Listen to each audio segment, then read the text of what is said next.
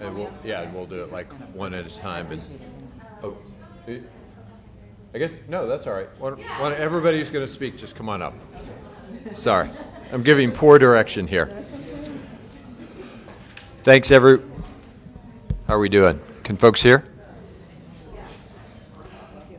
Thanks, everyone, for joining us today. On Monday morning in May, an 18-year-old high school student walked onto a neighborhood street in my state in Farmington, New Mexico. He was wearing a modified bulletproof vest, heavily armed with multiple pistols and an AR-15 style semi-automatic gas-operated rifle. Starting at 10:56 a.m., he began firing at nearby homes and passing vehicles. Law enforcement responded to the scene within minutes, engaged the shooter, and ultimately killed him around 11:05. We'll get the logistics right here in a moment. Let's try that. There we go. Great. In that brief 10 minutes of time, the shooter fired off 150 rounds, hit at least 7 homes and 11 vehicles. He killed a 97-year-old woman, Gwendolyn Schofield. He also killed her 73-year-old daughter, Melody Ivy, and 79-year-old Shirley Voita. He also injured 6 other people, including 2 law enforcement officers who were responding. In 2023, our nation has experienced roughly 2 mass shootings a day. Let that sink in for a moment. Each of these shootings has had a devastating impact on an American community and the families of the victims involved. It's difficult to believe that next week will actually mark 11 years since we lost 20 school children and 6 staff members at Sandy Hook Elementary School. 11 years. From Aztec and Farmington to Las Vegas, Nevada, Parkland, Florida, Pittsburgh, Aurora, Uvalde, and most recently Lewiston, the number of Americans killed in mass shootings has been horrific. And we cannot bring those Americans back, but we can pass common sense gun safety measures that can save lives and spare some families, at least, from this loss. My gas-operated semi-automatic firearms exclusion, or GOSAFE Act, would regulate the most inherently dangerous and unusual firearms and mechanisms that mass shooters have wielded time and again against our community. The GOSAFE Act draws a bright line between traditional firearms used for hunting, sporting, and self-defense, and the weapons so common in these mass shootings. I first started working on this legislation back in 2017 after the Las Vegas shooting, and I believed it was important for me to be part of a solution, both as a gun owner and as an engineer who was familiar. And let's face it, I've shot many of these weapons. Someone who is familiar with the mechanisms that make some firearms so inherently dangerous and destructive. I focused on those mechanics rather than on cosmetic features that individuals or even manufacturers can quickly modify. These mechanisms are what allow civilian mass shooters to walk into public spaces, destroy human life at an incredible pace, and sometimes even outgun law enforcement. This includes the gas-operated actions that make assault rifles or AR-15 so dangerous, detachable high-capacity magazines, self-manufactured ghost guns, and conversion devices like bump stocks and Glock switches. Like a lot of Americans, and many of my constituents, frankly, in New Mexico, I'm a gun owner, and I have been for most of my life. Many of my best memories involve the responsible, law-abiding use of firearms to fill my freezer and feed my friends and family. But I also firmly believe that our families and children should feel safe when they go to their local bowling alley, enter their classroom, go to a place of worship. And I have seen firsthand the impact that endless lockdowns and active shooter drills have on our kids. As lawmakers, we should be able to draw a line between traditional firearms used for hunting, sport, and self-defense, and these weapons of war designed to take human life. We should heed the calls of the young people and their parents who have demanded that Congress take meaningful action. These folks have not given up on Congress, and we in Congress have a duty. I refuse to believe that we can't find a meaningful path forward and one that is constitutional to reduce gun violence. It's why last year, after the tragedy at Uvalde, I was proud to play a leading role in negotiating the bipartisan Safer Communities Act. And I was particularly proud to partner with my Republican colleagues to secure two key provisions that made firearms trafficking and straw purchases criminal offenses, punishable by up to 15 years in prison. We proved that it's possible to find some agreement on measures that help protect our communities from gun violence, while simultaneously safeguarding the Second Amendment. But we need to do more. We need to take on the dangerous firearms and the mechanisms that are fueling our nation's skyrocketing rise in mass shootings. I was incredibly proud to partner with my friend, my colleague, Senator Angus King, on this legislation. Senator King could not be with us here today, but I want to thank him very much for that partnership, and I know what he's been through in recent weeks. I'm also proud to partner with my friend Michael Bennet, who has been a great supporter of this legislation. He's one of our key co-sponsors as we introduced, and he's a former educator and school superintendent, and I think that places him in a special category here in the Senate. So, Senator Bennet. Thank you, Senator Heinrich.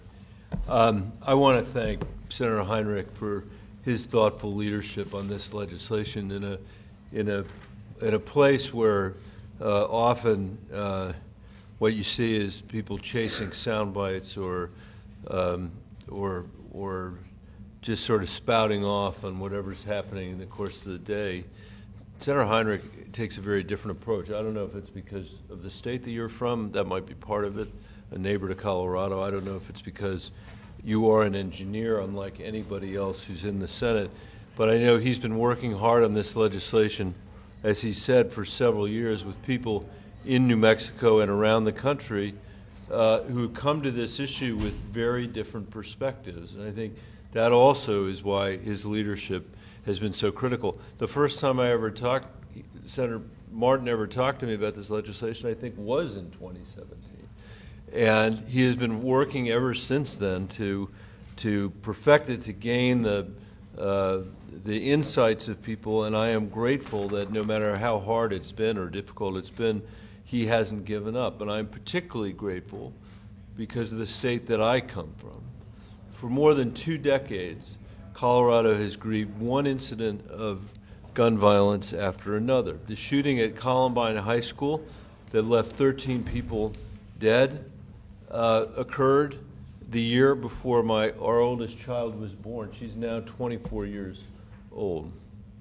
And she and her sisters have grown up in Colorado believing that there was nothing that the Congress would do in the wake of that shooting 24 years ago to deal with this. And since then, Colorado has had tragedy after tragedy. In 2012, a gunman killed 12 people at a movie theater in Aurora. In 2021, we had the King Soopers shooting in Boulder that killed 10 people. Just over a year ago, a shooter killed 5 people at Club Q, at LGBTQ Club in Colorado Springs. We just had the year anniversary of that event. And in every one of these mass shootings, the gunman used weapons of war with the sole purpose of killing as many human beings as possible. And nobody has suffered more from this epidemic than our children, who have had to grow up fearful of going to school in America. You can see it if you're a parent, sitting on your couch when the television comes on and there's yet another mass shooting and the kids are sitting there wondering if they're going to be next when they go to school the next day. I'm embarrassed to say this. Everybody in this room should be embarrassed to say this, that guns are the leading cause of death of children in America. That didn't used to be true.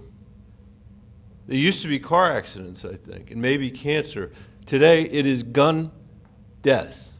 And I want to thank the students who are here. The Students Demand Action for what you're doing, for what you've done in Colorado and all around this country to raise the voices of the next generation and listening to your moms demand action. I know, because you're listening to your moms, and that's important. But I know you are mystified at our inability to deal with this.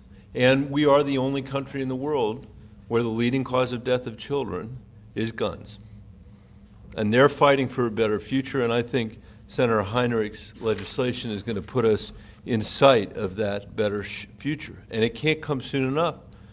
The United States set the record for the most mass shootings, 38 in a single year, this year, in over 15 years. The American people have a real expectation that we are going to protect them from gun violence while respecting the rights of responsible gun owners. That's what the GOSAFE Act does. It is a common sense, well-crafted proposal to keep weapons of war out of the hands of the wrong people. The weapons this bill addresses are designed to kill with brutal efficiency. They can eviscerate multiple people in seconds, snatch human lives away in seconds. And instead of regulating firearms based on their cosmetic features, which can be circumvented easily, this bill regulates them based on their internal mechanics, the very operating systems that make these weapons inherently dangerous. It exempts firearms with an established use for legitimate self-defense purposes and firearms used for hunting, an important part of Colorado's heritage and outdoor recreation economy. In Colorado, a western state like Martin's and like Mark's, we have been able to enact meaningful gun reforms in that western state. After the massacre in Columbine, we closed the gun show loophole that Congress still has not closed. After the tragedy in Aurora, we strengthened our background checks.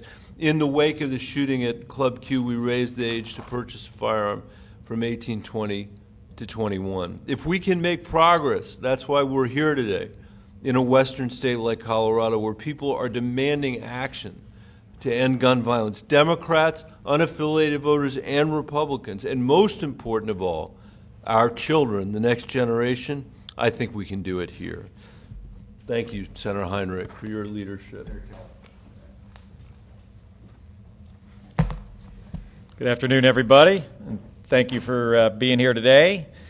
And Martin and Michael, thank you for your partnership on this, and thank you for your leadership on this. Let me start by saying that I'm a gun owner and I'm a combat veteran, but also this issue is very personal to me.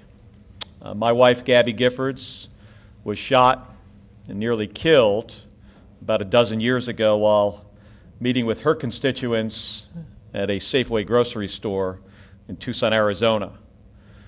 I'm one of those unfortunate individuals in our country who is a spouse or a parent who has to receive that phone call to say, in my case, that my wife's been shot, and later actually learn that she had been killed for 30 minutes.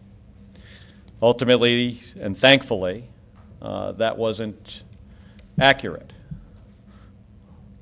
I know the damage a firearm can do, whether it's on the battlefield or at a neighborhood grocery store. And I understand the worry that parents have, especially moms who have to send their kids to school every single day and worry about what comes next. I have a 2-year-old granddaughter. She's already been through her first school lockdown. Now, it was when she was about 1.5. I don't think she's going to remember it. But most kids here, young adults, it's what they've experienced their entire lives growing up. Drills for mass shooting, and in a lot of cases, real lockdowns. And like Michael said, like Senator Bennet said, we're like no other country in the world, on this issue, where kids die from gun violence at a higher rate than anything else.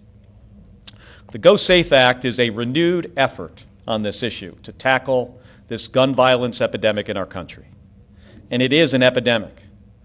And this addresses the deadliest semi-automatic rifles that are on the market today, the ones that we see used over and over again in mass shootings, time and time again, and also the high-capacity magazines, and the modifications to these weapons, like bump stocks, that make them even deadlier.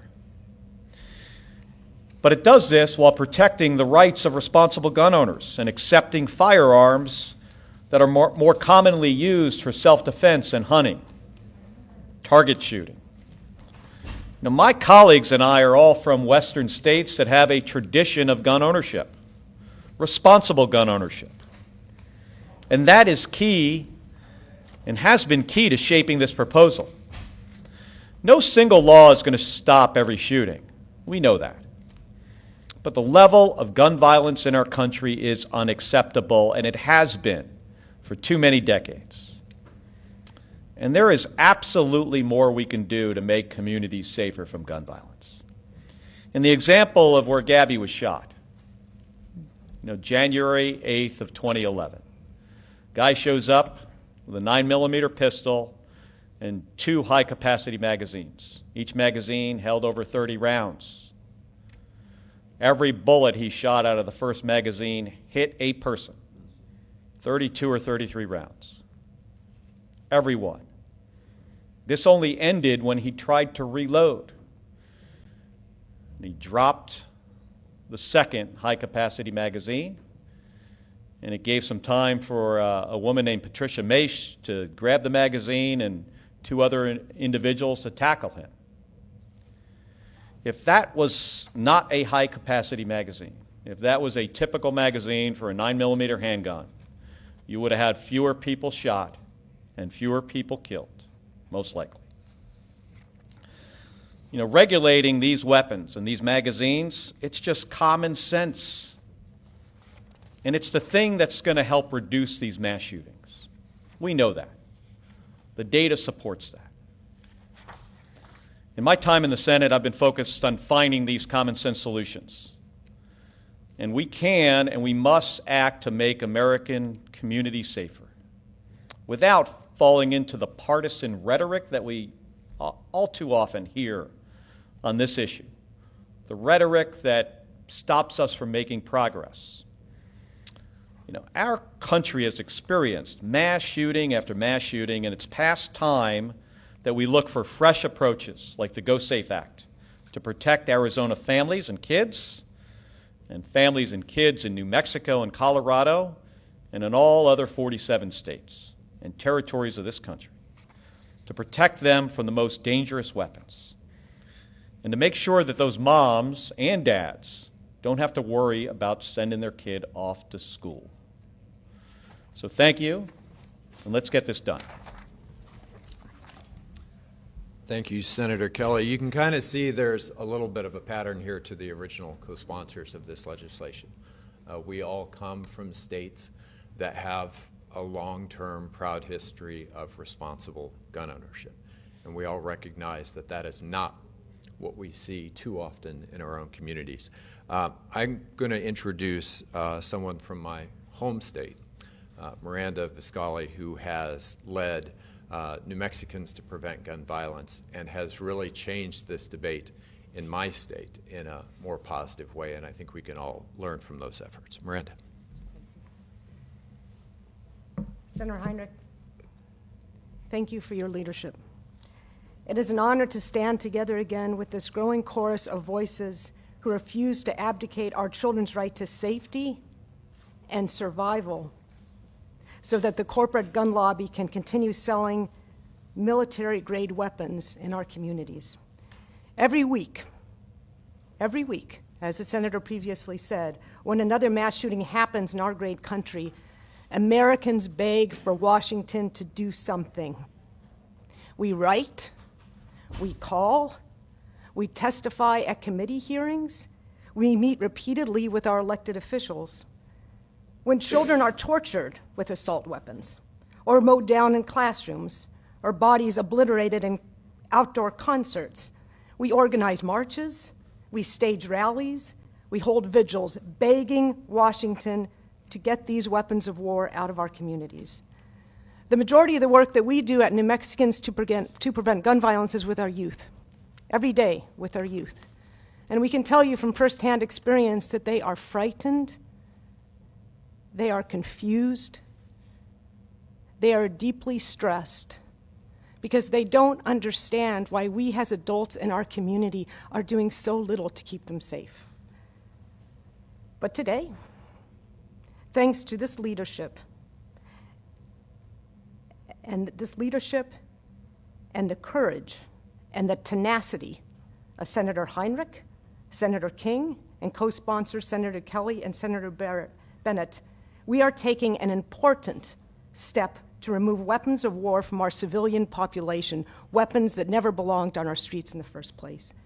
And thanks to this leadership and the work of so many others, including those gathered today here in this room, we are filled with the hope that Washington can finally do something. We strongly believe that the GOSAFE Act can be a watershed moment in the movement for a return to bipartisan, sane gun violence prevention laws. Thank you very much. I think it's safe to say that there are two groups that have probably moved public opinion on these issues more than any others. And I would say that that's students and moms.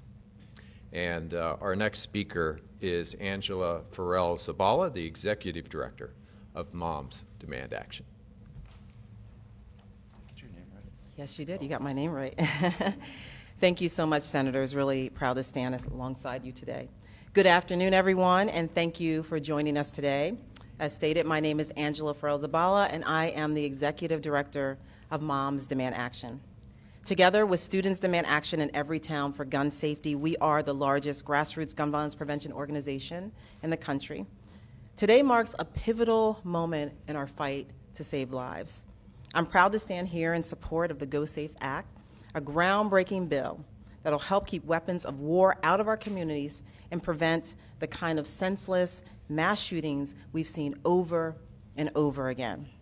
El Paso, Uvalde, Las Vegas, Parkland, Sandy Hook, and just weeks ago, Lewiston, Maine. Communities that were shattered by violence that was made possible by assault-style rifles designed to kill as many people as possible, as quickly as possible. But it doesn't have to be like this. The GOSAFE Act offers an innovative approach to regulating weapons capable of inflicting catastrophic destruction in the blink of an eye. This isn't about taking away rights. It's about saving lives. These military-style weapons are designed for the battlefield. They have no place on our streets. The GOSAFE Act is a common-sense measure that respects the Second Amendment while prioritizing public safety. We know that the majority of Americans support this kind of common-sense legislation. Senators Heinrich, King, Kelly, and Bennet have acted with courage. It's time for their colleagues to join them in supporting this bill.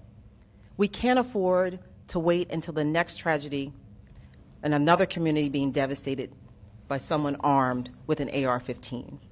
And the pressure isn't just on Congress. We're looking to state governments from New Mexico to Colorado, Rhode Island, up to Vermont and to Maine to follow the senators' leadership and use this innovative approach to keep these deadly weapons out of their communities. Today, let's send a powerful message that the safety of our communities and this bill in particular, this is non-negotiable, and that families matter more than the gun industry's bottom line. We owe it to our children, we owe it to our families, and all those affected by gun violence to take this powerful step towards a safer future. Thank you so much. Thank you. As I said, students and unfortunately some young people who are not quite as young as when they went through all of this have really changed this debate. Our next speaker has been an incredibly articulate voice for sanity, has inspired people like my own son to march on the Capitol here. So we're going to hear from Alea Eastman.